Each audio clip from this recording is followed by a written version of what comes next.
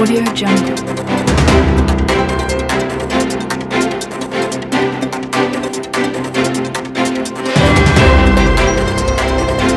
Audio Jungle.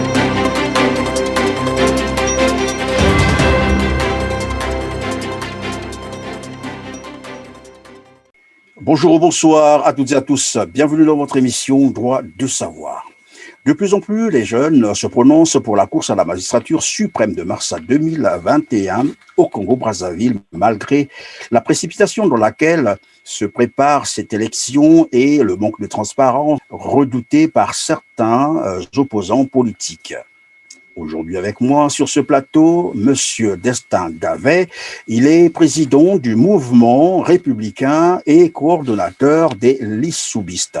Un jeune garçon avec des grandes ambitions politiques. Bonjour Monsieur Gavet.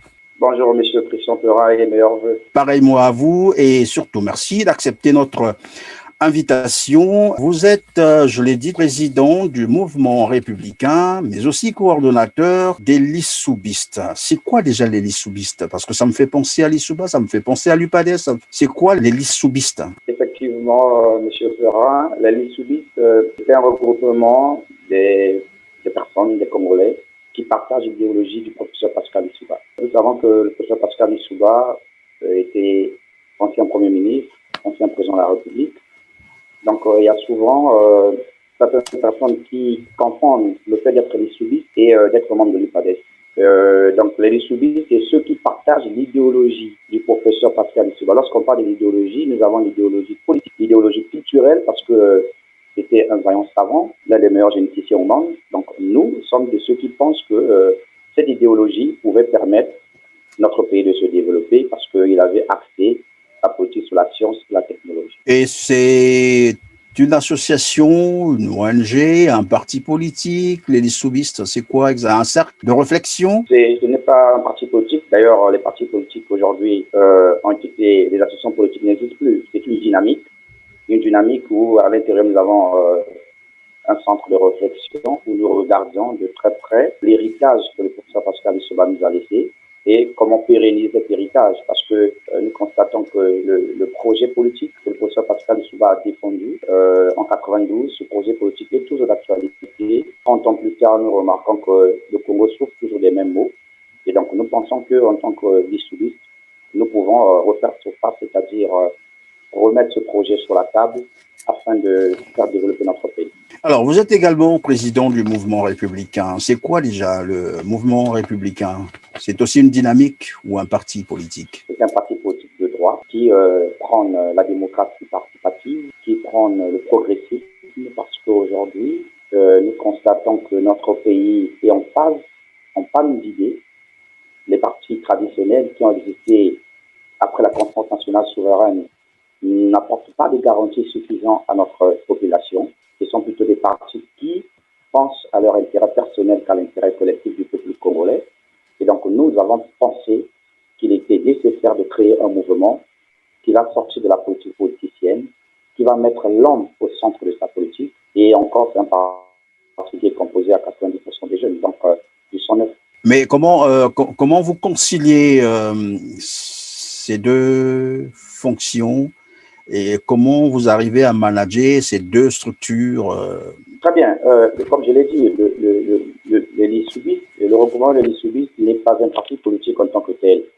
C'est une dynamique de réflexion. À l'intérieur, nous avons des cercles de réflexion. Nous projetons de créer une ONG pour honorer la mémoire du professeur Pascal Lissouba.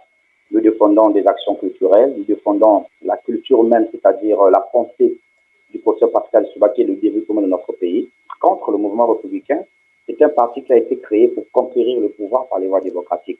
Donc vous voyez qu'il y a une grande différence entre le lissoubisme, parce que nous avons au sein des lissoubistes certains membres de différents partis qui ne partagent pas la vision du mouvement républicain, mais ils sont dans la dynamique des lissoubistes parce que pour eux, la pensée du professeur Pascal Lissouba diffère totalement, sinon va au-delà de l'aspect politique. Va au-delà de la sphère politique, vous avez dit. Et quand est-ce que vous avez créé votre parti politique? Mouvement républicain. Le mouvement républicain a été créé, ça a été créé le 16 août 2017 à Denis. Nous l'avons créé à Dolisie, chef-lieu du département du Niari, dont je suis originaire. Donc voilà, nous avons tenu notre assemblée générale constitutive et nous avons commencé donc proprement avec nos activités. Et vous pensez qu'il était vraiment nécessaire de créer un autre parti lorsqu'on sait qu'il en existe plein dans le pays, plus de 200 partis. C'est vrai que dernièrement, il y a une liste de 45 partis qui avait été présentée, mais nous savions jusqu'en 2017, vous avez dit, votre parti a été créé en 2017. Jusqu'en 2017, on avait au moins 200 partis politiques.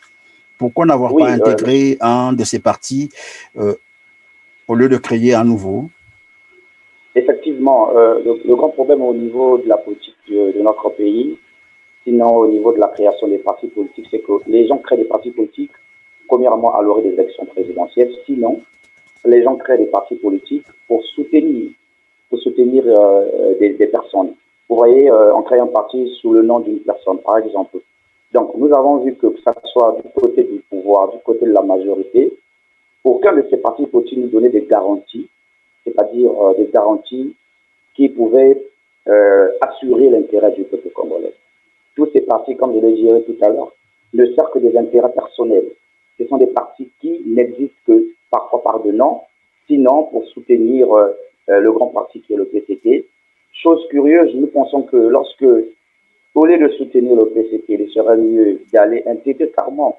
Donc vous avez, parmi les 45 partis qui ont été retenus par le ministère de l'Intérieur, vous avez au moins 27 de ces partis politiques qui n'existent que de nom. Et il y a de ces partis qui n'existent même pas sur toute l'étendue du territoire national et ils ont des récipités.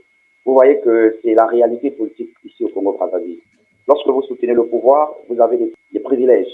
Mais lorsque vous avez une politique qui diffère de la politique gouvernementale, à ce niveau-là, vous êtes coincé, on vous interdit, vous êtes bloqué pour mener des activités, c'est tout un problème. Voilà la triste réalité dont nous vivons ici au Congo-Brazzaville. Et vous, sur le terrain, comment ça se passe? Vous arrivez à faire vos activités ou bien vous aussi, vous êtes interdit de faire, de réaliser quelque chose, de faire vos activités? Vous avez la liberté de mouvement, de vous réunir? Effectivement, nous avons la liberté de nous réunir, étant donné que lorsque vous créez le parti, on vous délivre une attestation d'enregistrement. Le préfet du département où vous avez créé le parti vous délivre une attestation d'enregistrement. Et cette attestation va vous permettre désormais d'implanter votre parti sur l'ensemble du territoire national. Et donc aujourd'hui, nous avons pu implanter notre parti dans 8 départements sur 12 et il nous reste 4 départements à couvrir. S'il n'y avait pas la crise du coronavirus, je pense qu'aujourd'hui, nous serons déjà à la fin de ce travail et nous aurons déjà pu avoir notre récipité. Mais ce n'est qu'une question de temps. Je pense que dans les mois à venir, nous allons finir avec cette installation et exister d'une façon officielle, c'est-à-dire avoir la reconnaissance juridique de l'État. Lorsque je vous entends répondre à mes questions au départ, j'ai cru comprendre que votre parti, vous avez dit, c'est cela, peut-être pas avec les mêmes mots, un parti de gouvernement, c'est ça. Vous n'êtes pas fait pour aller soutenir, comme on le voit souvent, une personne, mais vous êtes là pour gouverner. C'est le b.a.-ba de la politique. Là, on ne peut pas créer un parti politique pour ne pas conquérir au pouvoir. Il y a une ambiguïté là-dedans. Nous l'avons créé parce que nous pensons que l'offre politique actuellement n'est pas de taille, dans la mesure où la politique politicienne aujourd'hui ne sert que des intérêts égoïstes et personnels. Le peuple congolais qui souffre aujourd'hui ne gagne rien dans la façon de faire la politique aujourd'hui. Donc nous pensons qu'avec les idées nouvelles que nous allons apporter, avec du sang nouveau, nous allons pouvoir apporter au peuple congolais ce dont la population attend depuis des années déjà. Ça me fait penser à un programme de gouvernement, mais de toute façon, tu dis parti de gouvernement, on dit programme. Est-ce qu'on peut nous en parler en quelques mots, en quelques lignes, les grandes lignes normalement de votre programme de société, je crois que vous en avez. Effectivement, nous avons un programme axé sur 6 axes. Le premier axe de notre programme, c'est la réconciliation nationale. Parce que nous savons que notre pays a un problème aujourd'hui qui est un problème ethnique, un problème tribal. Aujourd'hui, nous avons connu beaucoup de guerres. À l'instar de celle de 1958, nous avons celle de 1993, 97, 99 et tout récemment 2016 dans le pool. Donc le pays aujourd'hui a besoin d'être réconcilié. Les filles et les fils du Congo ont besoin d'être en paix et de se considérer comme frères et non en chair de faïence. Donc, le premier point de notre projet de société, c'est la réconciliation nationale. Réconciliation nationale, en faisant quoi? Mais la réconciliation nationale, c'est simple. Il faut d'abord mettre en place un comité qui va gérer, c'est-à-dire recenser tout ce qui s'est passé, mettre en place une justice restauratrice et surtout dédommager un certain nombre de personnes aujourd'hui qui ont beaucoup perdu grâce à tout ce que nous avons connu comme guerre. Donc la réconciliation nationale, c'est que les Congolais puissent s'asseoir autour d'une table pour regarder les questions de fond et trouver des solutions définitives. Tourner la page donc de ce qui nous divise aujourd'hui. Dans le deuxième point, nous avons la politique et l'institutionnel. Parce que nous savons aujourd'hui, notre pays traverse non seulement une crise économique, mais également une crise politique où certaines dispositions de la loi fondamentale ne sont pas respectées. Par exemple, la déclaration de patrimoine s'est inscrite dans la Constitution du 25 octobre 2015. Mais aujourd'hui, le président n'a pas encore pris un décret d'application. Ça veut dire qu'il y a une mauvaise volonté de la part du pouvoir pour autoriser, sinon continuer dans le chemin de la corruption. Donc là aussi, il faut regarder. Il faut regarder l'indépendance de la justice, parce qu'aujourd'hui, la justice est prise en otage par les... Donc vous voyez que dans ce deuxième volet, dans ce deuxième axe de notre programme, c'est refonder un peu nos institutions. Dans le troisième axe de notre programme de société, c'est la production de l'économie. Aujourd'hui, l'économie congolaise est une économie de cueillette. Nous importons à 90% alors que nous n'arrivons pas à produire. Donc, dans notre projet de société, c'est la transformation de nos matières premières ici sur place, c'est-à-dire avoir des usines de transformation. Ça nous rappelle un peu le programme qu'avait le professeur Pascal Lissouba en 1963 lorsqu'il était Premier ministre de Alphonse Massamba-Dima, où le Congo avait créé plus d'une centaine d'entreprises. Donc nous devons revenir dans cette politique pour créer des entreprises, transformer nos produits et ça va nous diminuer le taux de chômage qui atteint aujourd'hui les 60%. Le quatrième point, c'est les biotechnologies, parce que nous savons aujourd'hui tellement que la science évolue, et on ne peut pas être en marge des biotechnologies. Dans le cadre de la santé, dans le cadre de la production, nous avons besoin des biotechnologies pour développer intégralement notre pays. Le cinquième point, nous avons le social. Aujourd'hui, le système sanitaire, par exemple, congolais, est à terre. Le système éducatif, n'en parlons plus. Aujourd'hui, la sécurité sociale n'existe que non. Le système, avez-vous dit, le système de santé, vous avez dit le système de santé est à terre, le système éducatif également. Est-ce qu'on peut revenir sur ces deux éléments-là avec des éléments probants? Oui, mais des éléments probants. Par exemple, on avait décrété qu'il fallait, la césarienne devrait être gratuite, mais aujourd'hui, cette mesure n'est pas respectée. Si vous rentrez dans la plupart de nos hôpitaux aujourd'hui, les plateaux techniques sont très faibles, presque inexistants. Donc nous voyons par là que au niveau de la santé, ça ne va pas. Le pays aujourd'hui n'a pas vraiment, comment dirais-je, des infrastructures de base en matière de santé. Regardez une grande ville comme Brazzaville avec plus d'1,3 million habitants, nous n'avons qu'un centre de santé hospitalier. Et quand bien même ce centre marche dans des conditions c'est-à-dire peu orthodoxes, c'est-à-dire des conditions archaïques. Donc aujourd'hui, nous avons besoin de faire l'état général de la santé. L'état général de la santé va nous emmener à remettre notre système de santé en cause et d'apporter des solutions exactes. Par là, je voudrais aussi dire, lors du sommet d'Abuja en 2000, les pays africains, notamment le Congo, avaient pris la résolution de consacrer 15% de leur budget à la santé. Mais aujourd'hui, cette recommandation est foulée au pied. Seul 8% de notre budget est consacré à la santé, alors que le Congo avait pris cet engagement. Donc nous voyons par là que le système de santé, il est à terre, le système éducatif, n'en parlons plus, et nous avons besoin donc de refonder notre pays dans ce domaine, et il faut aller dans les états généraux de tous ces domaines pour que nous allons sur les nouvelles bases. Le sixième point de notre projet de société, c'est la politique étrangère et la diaspora. Aujourd'hui, le Congo était un pays à l'époque où la voix pouvait se faire entendre. Le Congo a été retiré du droit de vote au niveau des Nations Unies parce que le Congo n'a pas pu payer, n'a pas pu honorer ses engagements. Aujourd'hui, la diaspora congolaise est l'une des diasporas qui ne votent pas, qui ne participent pas au vote. Nous ne pouvons pas cautionner cela. Nous pensons que tous les Congolais sont égaux devant la loi d'après l'article 8 de notre loi fondamentale. Et donc, il est temps que les Congolais de l'étranger participent au vote, que les députés de notre Assemblée nationale puissent aussi avoir des représentants. Notre Assemblée générale doit avoir des représentants de la diaspora. Et aussi, notre diaspora, qui a beaucoup de potentiel, est mis à côté dans le cas des investissements. Vous savez, si nous créons des conditions idéales, la diaspora congolaise peut apporter beaucoup dans l'économie de notre pays. Destin Gavet, lorsque je vous entends, vous développez des très bonnes idées, et c'est un programme alléchant d'ailleurs, mais je suis tenté de savoir, qu'est-ce que vous pensez du système politique actuel du Congo? C'est une démocratie où on peut venir vendre ses idées? Le Congo n'est pas une dictature, je dirais pas une dictature en tant que telle, parce que les partis politiques tels que le nôtre arrivent à participer, à mener ses activités, on ne parlera pas de dictature. Parler d'une démocratie également, c'est aller vite en besoin. Je pense que notre démocratie est en construction. C'est une démocratie très fragile, mais où le système en place ne favorise pas certaines libertés fondamentales. Et donc, je dirais que oui, effectivement, nous avons ce droit, parce que le peuple a tout le droit de changer les choses. Le souverain primaire a la responsabilité, sinon l'obligation, de faire bouger les lignes. Donc, lorsque nous nous engageons en politique, parce que nous savons que le peuple est souverain et que le peuple peut faire bouger les choses.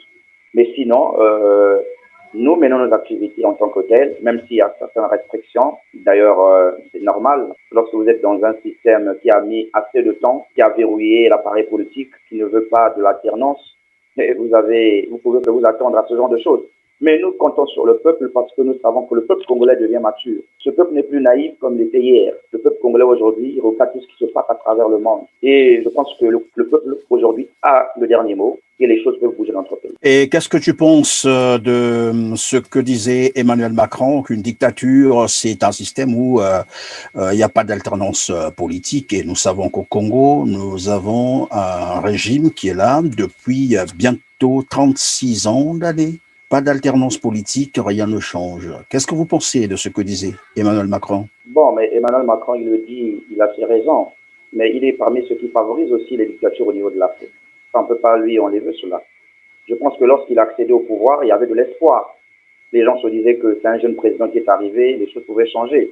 Nous avons vu ce qui s'est passé en Côte d'Ivoire, par exemple, où dans un premier temps, il a félicité Alassane Ouattara lorsqu'il avait désigné Amadou Gon Coulibaly faire son âme comme candidat de RHP. Mais après, pour moi, la France a toujours été le véritable responsable de tout ce que nous avons vécu ici dans notre pays. Sans l'aide de la France, je pense qu'aujourd'hui, le président de l'administration de devait passer au pouvoir. Donc, la France n'a pas des leçons à nous donner dans le cadre de la démocratie. Parce que s'il voulait que le peuple africain soit démocrate, il pouvait prendre des décisions radicales. Emmanuel Macron pouvait prendre des positions qui pouvaient fragiliser certains chefs d'État africains. Mais lui, au contraire, il collabore avec eux et il lance des déclarations sporadiques pour essayer de voiler les noms éclairés. Moi, je suis un éclairé et je pense que la France a une grande responsabilité dans ce qui se passe dans les pays africains. Je le pense. Bon, ce qui est vrai, peut-être que je dois reformuler ma question. C'est vrai, vous avez là un point de vue sur la politique française, vous dites, sur l'Afrique. Mais moi, c'était de savoir cette petite phrase qui dit dictature, dit l'absence de l'alternance politique. Qu'est-ce que vous en pensez? Mais oui, parce qu'on est apparemment sur ce schéma-là au Congo. Non, mais Emmanuel Macron n'a pas peur de dire ça. Le Congo, aujourd'hui, le système en place, a peur de l'alternance. Pourquoi ils ont peur de l'alternance? Parce qu'ils savent ce qu'ils ont fait au peuple. Ils savent qu'ils ont des comptes à rendre au peuple. Voilà pourquoi il y a la crainte et la peur de l'alternance. Mais comme je l'ai dit, je pense que l'alternance devient inévitable au Congo-Brazzaville. Parce que le peuple a compris qu'il est temps que le peuple se lève pour faire barrage aux ennemis du peuple. Et le peuple connaît désormais ses ennemis. Donc, au jour d'aujourd'hui, je pense que le peuple congolais à 90% a soif du changement. Parce qu'il y a des jeunes aujourd'hui qui sont nés en 97 et n'ont connu que le président Sassou. Donc, il y a un moment donné aussi, il faudrait que nous soyons réalistes par rapport à tout ce qui se passe dans notre pays. Nous pensons qu'il est temps que d'autres énergies viennent dans la gestion, viennent diriger ce pays. Le pays n'a pas été créé tout simplement pour un seul système. Le PCT cumule 45 ans au pouvoir, en 60 ans d'indépendance. À un moment donné, il faut dire stop. Et le peuple a compris cela. Et nous travaillons pour qu'il y ait une alternance au Congo-Brazzaville. Et cette alternance, je vous le dis, je vous le rassure, elle aura lieu ici, dans notre pays. Monsieur Gavet, vous êtes un parti, quand je dis vous, je m'adresse à votre parti, donc au mouvement républicain. Vous êtes candidat à l'élection présidentielle de 2021. C'est bien cela?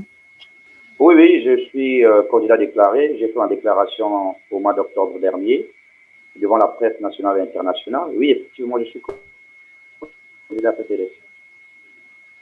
Vous êtes candidat. En fait, je peux supposer que c'est encore une intention de candidature et qu'il reste à la valider. Cela veut dire que vous êtes en voie de la faire Un valider. candidat déclaré. Oui, aujourd'hui, comme je l'ai dit, nous avons déclaré la candidature. Depuis le 21, il y a eu l'ouverture des dépôts des candidatures. Et donc, il faut matérialiser donc, cette candidature en déposant le dossier et attendre la validation définitive de la Cour constitutionnelle, qui ne sera que une question de formalité en tant que telle. Mais il reste quelques derniers détails à regarder avant d'aller donc déposer cette candidature parce que nous n'allons jamais participer à une élection pour accompagner une forfaiture, sinon accompagner une élection qui est jouée d'avance. Donc nous avons une réunion, une session du Conseil national au début du mois de février parce que la date de clôture des dépôts est prévue pour le 7. Donc c'est à l'issue de ce Conseil national que le parti va finalement regarder si nous irons ou pas à cette élection. Parce qu'il ne faut pas oublier que lorsque nous nous sommes portés candidats, il n'y avait pas encore eu le dialogue de Madingou, il n'avait pas encore eu ces questions-là, nous devons tenir compte de ça avant de nous engager d'une façon différente. Voilà pourquoi je veux savoir, irez-vous ou non à l'élection présidentielle? Je sais que c'est quelque chose il reste que quelques jours là. Je vous ai dit ceci, pour revenir sur mes propos. Nous avons déclaré la candidature, j'ai eu le mot d'ordre, sinon l'aval du parti, depuis le mois de juillet. J'ai fait la déclaration au mois d'août. Mais lorsque nous avons fait cette déclaration, on n'a pas tenu compte de beaucoup de réalités qui sont arrivées aujourd'hui. Par exemple, comme je l'ai dit, la concertation politique de Madingou et la mise en place de la Commission nationale électorale indépendante. Et donc aujourd'hui, nous avons des choses sur la table. Nous avons désormais une autre réalité des choses. Et donc, avant d'aller déposer cette candidature, nous devons analyser les faits d'une façon correcte avant de prendre la décision finale. Et cette décision-là ne dépend pas de moi. Je l'ai dit, nous avons une session du Conseil national au début du mois de février. Le parti va regarder si il est opportun pour le mouvement républicain d'aller ou non à cette élection présidentielle. À ce niveau-là, la décision du parti sera connue de tous, sinon vous en premier. Et votre assemblée se tiendra en février. En quelle date exactement?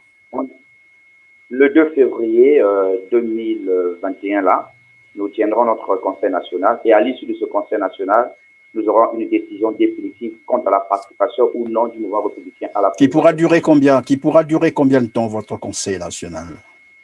La session de votre Conseil, oui. Du 2 au 3, à Brazzaville. Du 2 au 3. Vous êtes conscient que la date limite dépôt de dossier, c'est le 7 février. Nous avons placé ce conseil, j'ai convoqué ce conseil à cette date, tout en sachant que la date limite du dépôt des candidatures est prévue pour le 7 du mois de février. Si rien ne changeait dans la manière d'organiser cette élection, cela veut dire que vous ne déposerez pas votre candidature, le dossier de candidature. C'est bien cela? Monsieur Christian Perrin, on ne peut pas aller à une élection tant que l'élection n'est pas libre, transparente et crédible, apaisée. Donc il faut regarder, les membres du Conseil national ont la lourde mission de scruter, d'analyser les faits politiques de l'heure. Et à l'issue, il y aura une déclaration définitive qui va statuer sur la participation ou non de notre parti à la prochaine élection présidentielle. Si jamais votre Conseil national décidait que vous allez à l'élection, cela veut dire que vous déposerez la candidature en bonne et due forme pour être candidat à l'élection présidentielle. Ma question, c'est de savoir d'où viendra le financement de cette candidature, sachant que c'est 38 000 €, soit 25 millions de francs CFA. Mais, non remboursable en plus. Vous savez, lorsque vous tenez ce genre de propos, vous manquez de respect aux cadres et militants de notre parti politique. Je voulais mettre les individus. Donc c'est une question légitime. Oui, voilà pourquoi je vous réponds. La question est légitime, mais moi je pense que la question n'a pas sa raison d'être. Dès lors que le parti sait que pour être candidat à une élection présidentielle, il faut verser une caution de 25 millions. Les cadres et les militants du parti sont conscients de ça. Concernant les questions financières, nous n'avons aucun problème là-dessus parce que c'est un parti structuré qui est composé des cadres de l'administration publique et privée, des entrepreneurs, des hommes d'affaires. Et donc, la question de 25 millions n'est pas une question à l'ordre du jour. Mais c'est plutôt regarder la crédibilité de l'élection pour ne pas participer à une élection où les dés sont jetés d'avant. On peut revenir sur l'expérience professionnelle de M. Destin Gavet. Vous avez combien d'années d'expérience professionnelle? Monsieur Destin Gavet est depuis a eu son premier emploi en 2012. J'étais assistant du directeur général de la compagnie forestière YZ International de 2012 à 2015. De 2015 à 2019, j'étais secrétaire général de la société forestière technique bois du Niari, TBN, qui exploite dans le Niari. Et de 2019 à nos jours, je suis dans une compagnie pétrolière de la place. Et donc, en cumulant l'expérience professionnelle, je suis à 9 ans d'expérience professionnelle. Et M. Destin Gavé est chef d'entreprise. Je suis directeur gérant de la société GED Service, qui exploite également dans le bois. Donc, je suis chef d'entreprise depuis plus de 7 ans aussi. Donc voilà, la question de l'espérance ne se pose pas au niveau de notre candidature. On peut maintenant parler, puisque je sais que c'est une ambition. Dans tous les cas, vous avez dit qu'il y aura un conseil national qui décidera ou non de concourir à la magistrature suprême, mais je vous vois déjà dans cet élan. Parlons un peu des conditions d'organisation. Est-ce que vous avez eu une idée sur ce que représente aujourd'hui le corps électoral? Bon, le corps électoral, il faut savoir que la matrice, déjà, c'est une matrice très contestée depuis 2016. Voilà, j'ai été très surpris lorsqu'ils ont décidé de la révision extraordinaire des listes électorales alors qu'il y avait une opération de recensement. Nous voyons aussi qu'il y a une mauvaise politique de la part du gouvernement. Quand la matrice pose déjà problème, il faut en quelque sorte aller sur les nouvelles bases. Là encore, c'est comme je l'ai dit, nous allons analyser. Mais sinon, personnellement, ce fichier a déjà posé beaucoup de problèmes, beaucoup de contestations. L'idéal serait pour garantir une élection crédible et transparente, regarder la question de ce fichier, sinon aller sur les nouvelles bases. Mais le pouvoir est déterminé à conserver le pouvoir, voilà. Et donc, nous allons analyser toutes ces questions. Et comme je l'ai dit, nous n'irons jamais à une élection pour accompagner ou bien légitimiser quelque chose.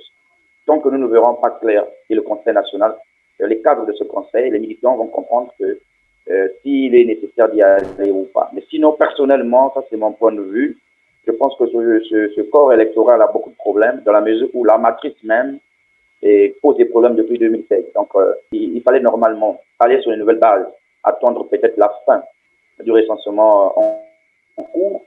On dit qu'il ne fallait pas violer la Constitution, mais le parti au pouvoir, sinon le gouvernement également, il viole tous les jours la Constitution pour certaines recommandations, sinon certains actes ne sont pas respectés. Donc, vous voyez par là qu'il y a une mauvaise façon de faire, il y a une mauvaise volonté politique de la part du pouvoir qui pense qu'il faut à tout prix aller à l'élection pour garantir encore 5 ans de pillage. Et ça, nous allons regarder s'il faut mettre fin à cela ou bien voilà. Vous croyez que dans les 2 mois qui restent, sinon 2 mois et demi, les choses peuvent vraiment changer? Parce que je sais que depuis le 7 janvier dernier, les listes ont été affichées pour une révision extraordinaire. Est-ce que vous avez demandé à vos membres d'y prendre part ou bien vous attendez encore quelques éléments pour bien apprécier le déroulement, sinon l'organisation de ces élections et pour finalement prendre la bonne décision? J'ai demandé aux militants du mouvement républicain de se faire enregistrer parce que avec l'allure où va notre pays, avec le coup de force parfois où nous sommes victimes, on ne peut pas déjà s'exclure de cette révision extraordinaire. Ça serait une politique qui ne sera pas bénéfique pour notre parti parce qu'il y a des échéances après la présidentielle. Donc je pense qu'il est nécessaire que les militants, d'ailleurs c'est ce que je leur ai demandé, j'ai fait une communication là-dessus, de s'enregistrer, ceux qui ont atteint 18 ans, qui n'étaient pas là en 2017, lors des dernières élections, de s'enregistrer. Et après, la décision de participer ou non ne conditionne pas le fait de s'enregistrer. Non, je pense que s'enregistrer, c'est important, parce que c'est ce qui a été imposé finalement à tous les acteurs qui ont participé à la constatation de Madingu. Heureusement, nous ne sommes pas dans ce bateau. Et donc, aujourd'hui, j'ai demandé aux militants de s'enregistrer parce que, pour que nous ne soyons pas pris de court, pour qu'il n'y ait pas de raison demain pour dire que voilà, les cadres, les partis de l'opposition n'ont pas demandé à leurs militants de s'enregistrer. Les nôtres se sont enregistrés, ils ont voté, nous avons gagné. Nous devons exclure toutes les possibilités de tricherie. Voilà pourquoi nous avons demandé à nos militants de s'enregistrer. Parce que si nous sommes candidats, il faut que les militants donc aillent voter. Si vous êtes candidat, ça veut dire que pour l'instant, la révision extraordinaire des listes vous va. Voilà pourquoi vous participez. Sinon, les autres disent que c'est déjà là un élément de fraude parce que on aurait bien fait de reprendre tout le recensement général, mais vous avez opté pour les listes. C'est bien de le dire, mais après, lorsqu'ils le disent, quelle est la solution? L'opposition congolaise aujourd'hui est en panne d'idées. Depuis 2016, est-ce qu'il y a un parti d'opposition qui a organisé un meeting public ici au Congo-Brazzaville? Non. Probablement parce qu'ils sont interdits de se réunir. A toujours été dans la position. Ils sont interdits de manifester, de se réunir. Non, un meeting, ce n'est pas une manifestation, il ne faut pas confondre les choses. Je parle en termes de meeting. L'opposition n'a organisé aucun meeting depuis l'élection présidentielle de 2016, même pour réclamer le soutien aux prisonniers par l'instar du général Jean-Marie Michel Mokoko. Donc c'est pour dire que l'opposition congolaise a toujours été dans la position de la victime. Je vais vous donner une information, probablement que vous le savez, mais c'est juste un rappel. Il y a eu, je crois, le FROCA, dans ce temps-là, c'est encore Madame Mounari qui était à la tête, qui a tenté une marche de soutien, marche pacifique, mais qui avait été dispersée par les agents de la force de l'ordre. Vous êtes au courant de cela? Bon, mais est-ce que la marche a été autorisée? Lorsqu'on veut manifester, il faut crier aux autorités compétentes. Mais on attend la réponse. Non. Je veux tout simplement dire que l'opposition n'a pas des leçons de morale à donner à qui que ce soit aujourd'hui parce qu'ils ont failli. Si les jeunes comme nous commencent à créer des partis politiques ici au Congo, c'est parce que ce soit la majorité ou l'opposition, ils ont tous échoué. Ils ne servent pas l'intérêt du peuple. Voilà. Et donc, nous savons cela. Et le peuple congolais n'est plus le peuple dupe qu'on pouvait malmener hier. C'est un peuple qui devient mature. D'ailleurs, avec l'avènement des réseaux sociaux, vous remarquez vous-même en tant que journaliste ce que se dit avec nos opposants traditionnels. Vous êtes de quelle obédience exactement? Parce que lorsque vous parlez de l'opposition... Je suis pour le peuple. Parce que non. Où on est... Je sais une chose, Monsieur Gavet, pardon. Permettez que je termine. Monsieur Gavet, où on est de l'opposition, où on est de la majorité présidentielle, où on est au centre. On n'est pas seulement pour le peuple. Parce que ceux qui sont au pouvoir aussi le sont pour le peuple. Ceux qui sont à l'opposition le sont pour le peuple, au centre également. Vous êtes de quelle obédience politique? Excusez-moi. Donc c'est vous qui déterminez qu'il faut être du centre du pouvoir ou du centre ou de la majorité. C'est vous qui déterminez. C'est une question que je vous pose. Et le peuple sait qui défend ses intérêts. Donc nous ne sommes pas là dans des considérations de les clivages. Qu'est-ce que les clivages ont apporté au Congo? Rien du tout. Nous ne sommes plus dans les clivages. Opposition, majorité, centre. Ça c'est de l'anarchie, de la cacophonie. Tout cela, ils sont là pour des intérêts personnels. Nous sommes pour le peuple, donc nous sommes pour le changement. Nous sommes la troisième voie. Nous pensons que le peuple comprend aujourd'hui quel est le parti qui défend ses intérêts. Il suffit d'aller sur les réseaux sociaux, vous allez voir l'impact du mouvement républicain sur la scène politique. Le peuple l'a compris et nous avons le soutien du peuple. C'est ça notre force. Donc je retiens, vous n'êtes ni du pouvoir, ni de l'opposition, ni du centre. Alors, parlons donc du climat. Vous êtes du changement, mais en tout cas, tout le monde parle du changement, à ce que je sache. Mais bon, là n'est pas le débat. Changement et changement. On verra bien. Monsieur Gavet, parlons du climat sociopolitique actuel. Vous pensez qu'il est favorable à la tenue d'une élection présidentielle en mars prochain, 2021? Le Congo traverse une crise très aiguë, une crise politique associée à une crise sanitaire et une crise économique. Je vais très rapidement rebondir sur la crise sanitaire. Je vous le dis, monsieur Christian, je suis sidéré.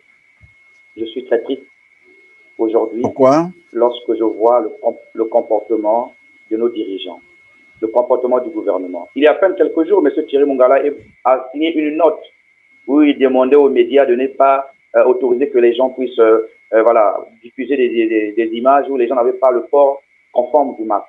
Mais regardez ce qui s'est passé hier au niveau de Dolisie. 18 000 personnes à l'aéroport de Dolisie pour aller accueillir qui? Le chef de l'État. On a même demandé aux élèves de ne pas aller à l'école. On a même demandé aux églises de mobiliser pour recevoir le président. Nous sommes repartis en 80 où il y avait le parti État. Au lieu de voir les drapeaux du Congo, on a vu que les drapeaux du PCT et ses soutiens. Le président de la République est le patron de la coordination de riposte contre la COVID-19. Et donc lui, il bafoue les recommandations de cette coordination, où on interdit le rassemblement de plus de 50 personnes. Vous voyez dans quel état nous sommes? Vous voyez comment moi je me sens actuellement, alors que récemment on a dispersé les militants de Guy-Brice Parfait-Kolela parce qu'ils étaient plus de 50. Vous voyez le climat aussi au Congo? Donc, le coronavirus, où on interdit aux églises, le réveillon du 25, où on interdit aux gens, les restrictions au niveau des bus. Voilà, on chicote les gens. Il y a même une fille qui est morte en Caï à cause de la bavette. Mais hier, nous avons vu des gens sans bavette à l'aéroport pour accueillir qui? Le chef de l'État. Plus de 18 000 personnes. Vous voyez, M. Christian? Donc, le Congo, aujourd'hui, la gestion de la crise sanitaire, il y a 2 poids, 2 mesures. Lorsqu'il s'agit de l'opposition, on interdit. Lorsque c'est le pouvoir qui doit organiser des activités, des dynamiques qui naissent du jour au lendemain, des dynamiques qui n'ont ni de statut juridique, mais qui rassemblent des masses. Le responsable de la jeunesse du parti au pouvoir qui arrive à l'aéroport de Pointe-Noire, accueilli par plus de 1000 jeunes, escortés par les policiers. Regardez le climat du Congo. Et dans ce climat-là, on veut aller aux élections, on veut dire que tout va bien au Congo. Prenons la gestion économique. Aujourd'hui, le Congo a eu des embellisses financières. Nous avons eu des budgets à plus de 4 000 milliards de francs CFA. Nous avons eu l'argent des générations futures, 14 000 milliards. Cet argent s'est évaporé dans la nature. Et aujourd'hui, nous n'arrivons même pas à payer notre engagement au niveau des Nations Unies, où on nous a retiré le droit de vote. Vous voyez à quel niveau nous sommes arrivés? Vous voyez l'humiliation que traverse notre pays à ce niveau-là. Regardez les retraités, les étudiants qui crèvent de faim partout dans le monde. Le Congo devient la risée de tous. Le Congo aujourd'hui a perdu toute sa splendeur.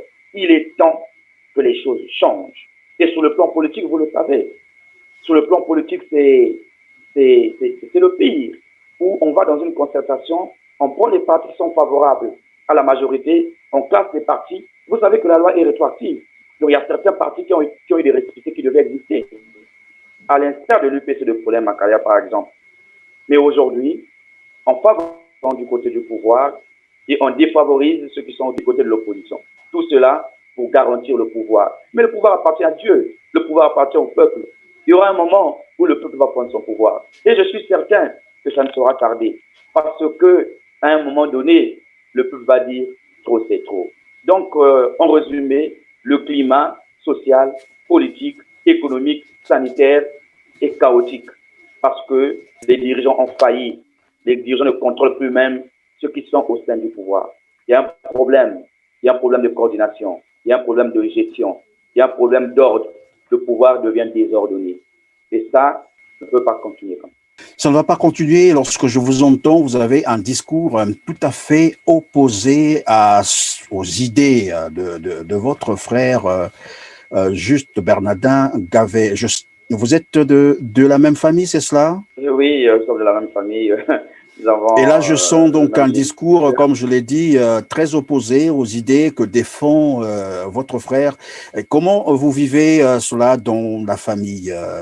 Un défend les idées du pouvoir en place et vous, apparemment, vous êtes, même si vous dites du peuple, mais bon, on peut vous classifier par rapport à ce que vous dites. Comment vous vivez cela? Dans quelle ambiance? Non, mais pour plaire. On fait la politique pour apporter un plus à la population. Et aujourd'hui, je bénis l'Éternel, je bénis Dieu d'avoir Juste Bernardin Gavet comme un frère. Parce que au-delà de notre position au niveau de nos idéologies politiques, c'est un excellent grand frère. Nous avons des très bons rapports au niveau de la famille. J'ai toujours considéré comme mon aîné, il le restera. Je lui dois le respect qu'il mérite en tant que grand frère. Mais sur les questions politiques, comme je l'ai toujours dit, les considérations familiales, sinon les clivages au niveau de la famille, ne sont pas à l'ordre du jour. Parce que pour moi, l'intérêt supérieur du peuple est plus que la famille. Mais nous avons de très bons rapports au niveau de la famille. Chacun de nous comprend la position de l'un et de l'autre. Il sait que moi, je suis pour le changement. Et moi, je sais qu'il est pour le maintien du système. Et donc, nous nous respectons en tant que tel. Et chacun va à ses occupations. Sinon, chacun mène son combat politique comme bon lui semble. Ça sera probablement la dernière question. Quel tableau brossez-vous du dernier mandat présidentiel de Denis Sassou Nguesso? Qu'est-ce qui vous inspire? La marche vers le développement, allons plus ensemble, pour moi, c'est un chaos, c'est un fiasco, un non-lieu. Le président Sassou Nguesso n'a tenu aucune promesse de campagne. Ça, il faut le dire haut et fort. Il n'y a rien à faire. C'est une réalité qui est là. Le président Sassou a promis des milliers d'emplois aux jeunes. Il n'a tenu aucune promesse. Le président Sassou avait promis la construction de 12 hôpitaux généraux. C'est des éléphants blancs. Vous voyez aujourd'hui toutes les promesses de création d'emplois, toutes les promesses d'électrification de notre pays. Mais c'est tombé dans l'eau. Aujourd'hui, Pointe-Noire et Brazzaville vit quasiment dans le noir. À tout moment, c'est des coupures. Combien même notre équipe nationale qui joue, c'est une coupure d'électricité.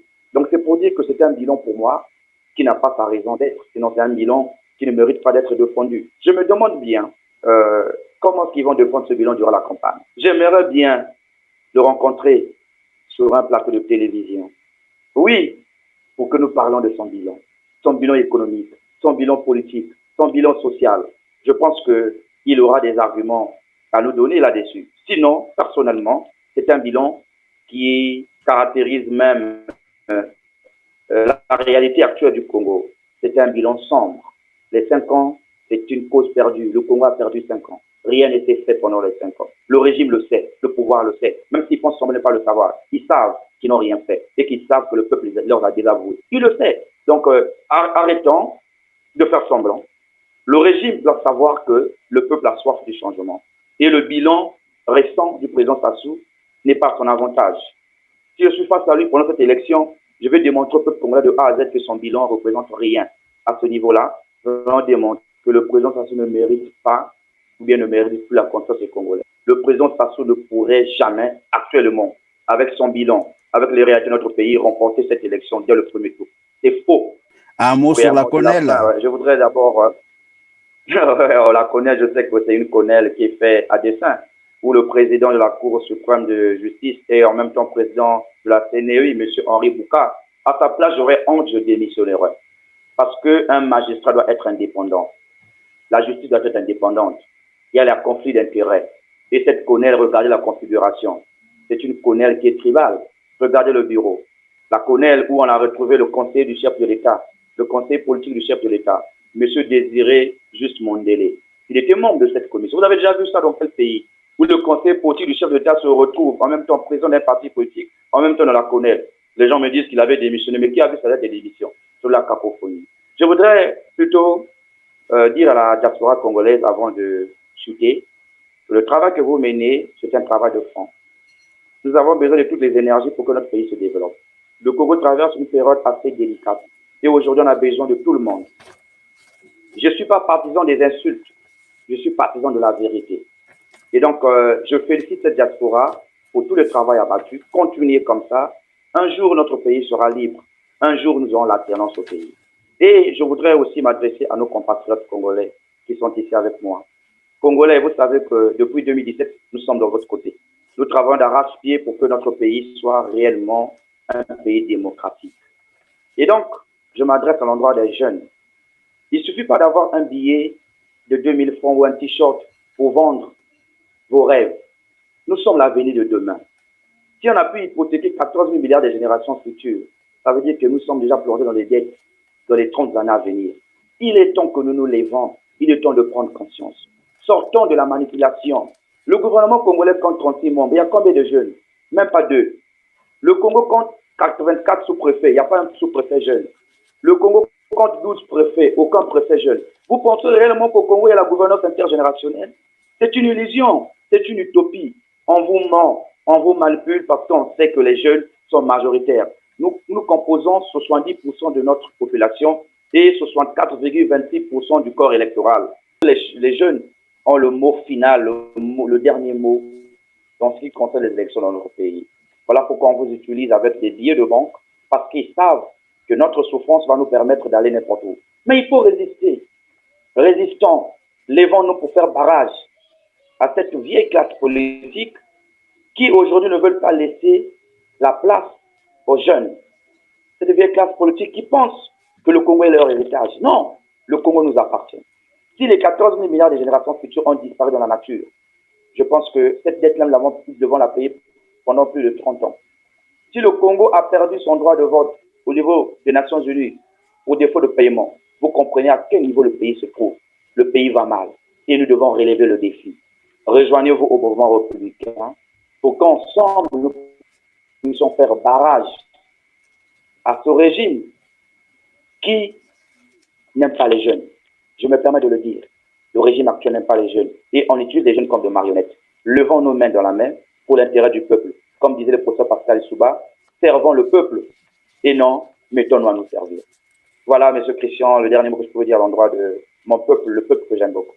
Merci beaucoup, Destin Gavet, d'avoir accepté notre invitation, mais surtout d'avoir répondu à nos questions. Comme je dis à tout le monde, notre plateau, il est libre pour tout le monde. Revenez quand vous le souhaiterez pour informer les populations congolaises en particulier, mais sinon le monde entier en général. Il ne me reste qu'à vous dire un grand merci et merci Je à vous, voudrais, chers voilà. téléspectateurs, également.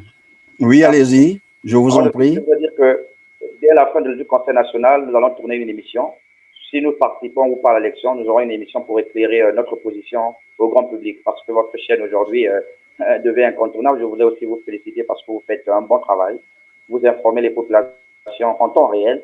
Et aujourd'hui, nous avons besoin des médias indépendants parce qu'au niveau du pays, c'est un peu difficile avec les médias d'État. Merci. Nos portes vous sont grandement ouvertes. Merci et à vous aussi, chers téléspectateurs. Vous avez été les meilleurs. Portez-vous bien. On se retrouve d'ici là dans les mêmes conditions, le même plaisir et surtout le même engouement. Merci.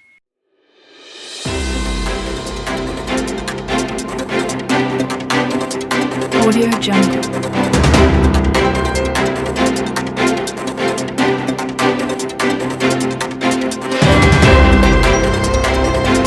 Audio Jungle.